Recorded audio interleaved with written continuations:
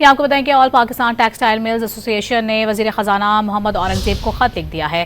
خط میں درآمدی کاٹن، یارن اور گرے فیبرک پر سیلز ٹیکس کا نوٹیفیکیشن جاری نہ ہونے پر تشویش کا اظہار کیا گیا ہے۔ مزید اس خط میں کیا کچھ کہا گیا ہے بتائیں گے ڈان نیوز کے نمائندے طاہر شرانی ہمیں۔ جی طاہر بتائے گا۔ جی، آل پاکستان ٹیکسٹائل ملز ایسوسی کی جانب سے جو وزیر خزانہ کو خط لکھا گیا ہے، اس میں درآمدی کاٹن، یارن اور گرے فیبرک پر 18% سیلز ٹیکس لگانے کا مطالبہ کیا گیا ہے۔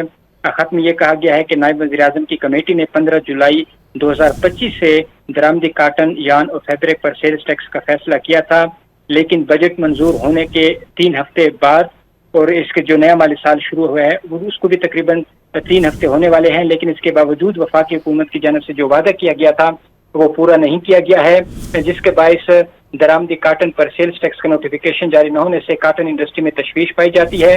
خط میں کہا گیا ہے کہ کپاس کی فصل کی خریداری شروع ہونے والی ہے، مقامی کپاس کا خریدار مارکیٹ میں نہیں ہے۔ وزیر خزانہ بجٹ تقریر میں کیے گئے وعدے پر عمل درآمد یقینی بنائے۔ خط میں کہا گیا ہے کہ درآمدی کاٹن، یارن، گرے فیبرک پر 18% سیلز ٹیکس کا نوٹیفیکیشن فی الفور جاری کیا جائے، اس میں مزید تاخیر نہ کی جائے۔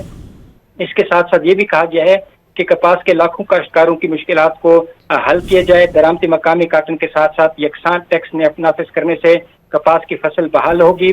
خط میں کہا گیا ہے کہ گزشتہ مالی سال 2024-25 میں ٹیکسٹائل برآمدات $1.5 ارب اس میں اضافہ ہوا ہے، لیکن اسی دوران $1.5 سے $2 ارب کی جو کاٹن ہے وہ درآمد کی گئی، اس لیے نتیجتاً ٹیکسٹائل برآمدات میں کوئی اضافہ نہیں ہوا۔ جی بہت شکریہ آپ کا طاہر شرانی، تفصیلی طور پر آگاہ کرنے کے لیے۔